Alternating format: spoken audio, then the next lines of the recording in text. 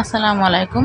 সবাই কেমন আছেন? আশা করছি মহান আল্লাহ তাআলার অশেষ রহমতে সবাই অনেক ভালো আছেন। আলহামদুলিল্লাহ আমরাও ভালো আছি। তো আজকে আপনাদের সাথে কাঁঠালের রস দিয়ে মজার একটা আইটেম তৈরি করে নিয়েছি, সেটা আপনাদের সাথে শেয়ার করতে চলে আসলাম। এখানে আমি কাঁঠালের রস দিয়ে কি তৈরি করে নিব সেটাই আপনাদের সাথে শেয়ার করছি। এভাবে করে চাইলে কিন্তু বরফি আকারে কেটে তারপরেও খাওয়া যাবে যদি ডিপ ফ্রিজে এই রসটা সংরক্ষণ করে রাখেন। তো আমি এই কাঁঠালের রসটাকে ডিপ ফ্রিজে সংরক্ষণ করে রেখে তারপর এভাবে বরফির মতো করে কেটে তারপর খেয়ে নিয়েছি। মানে এভাবে খেতেও কিন্তু অনেক ভালো লাগে, মানে প্রচণ্ড গরমেও অনেকটা ঠান্ডা ঠান্ডা একটা ফিল পাওয়া যায়, মানে অনেক ভালো লাগে। আর এই যে রসটা, এই রসটুকু দিয়ে আমি পিঠা তৈরি করে নেব। আপনারা চাইলে কিন্তু এই রসটুকু দিয়ে অনেক ধরনের পিঠা তৈরি করে নিতে পারেন। তো কাঁঠালের সিজন চলে যাবার আগেই কিন্তু এটা তৈরি করে নিতে পারেন। আর কাঁঠালের রসটা কিন্তু ফ্রিজে সংরক্ষণ করলে অনেক সময় তিতো তিতো হয়ে যায়, মানে তিতকৃ লাগে।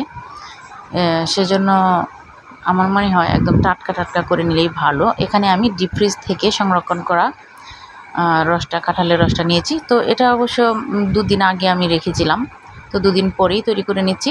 এখানে নিয়েছি আমি আটা এবং চালের গুঁড়ি, চিনি এবং লবণ। খুবই অল্প পরিসরে, খুবই অল্প উপকরণে কিন্তু অনেক সুস্বাদু একটা পিঠা তৈরি হয়ে যাবে। তো আমি এটা ডো তৈরি করিনি, এটা একটা ব্যাটারের মতো তৈরি করে নিয়েছি। দেখিয়ে দিচ্ছি কতটুকু মানে পাতলা বা ঘন। এই যে এরকম করে আমি এই ব্যাটারটা তৈরি করে নিয়েছি। এভাবে যেন ছেড়ে দিতে পারি তেলের মধ্যে, মানে এটা যেন বড়ার মতো হয়ে যায়। তো প্রথমেই আমি কড়াইয়ের মধ্যে কতটুকু তেল দিয়ে নিয়েছি। এরপর এভাবে করে ছোটো ছোটো করে দিয়ে দিচ্ছি আর কি, মানে গুলগুলে বলেন যা বা বড়া বলেন, যাই বলেন না কেন, মানে এভাবে করে, মানে আমার হাতের দিকে খেয়াল করলেই বুঝতে পারবেন আমি কিভাবে দিচ্ছি।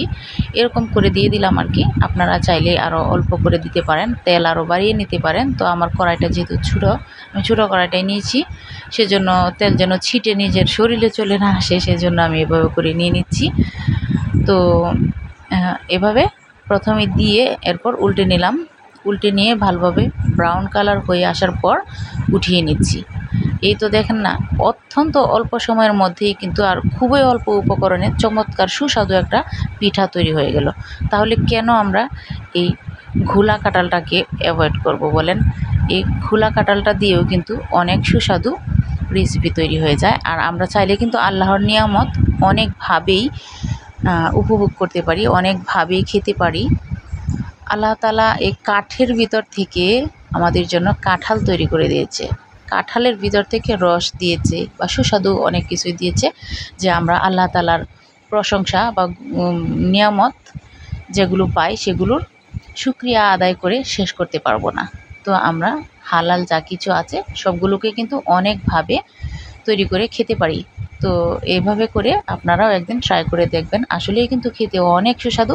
চাইলে কিন্তু এটা দিয়ে থামি পিঠা, ধামা পিঠা যাই বলে না কেন, যার যার এলাকায় থামি পিঠা বানানো যায়, অনেক সুস্বাদু হয়।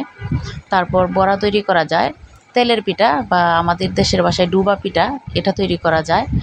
তারপর আপনার মশলা পিঠা যেরকম করে তৈরি করে, এরকম আমদেশা পিঠা, বিভিন্ন ধরনের পিঠা তৈরি করে নেওয়া যায় এই কাঁঠালের রস দেখে।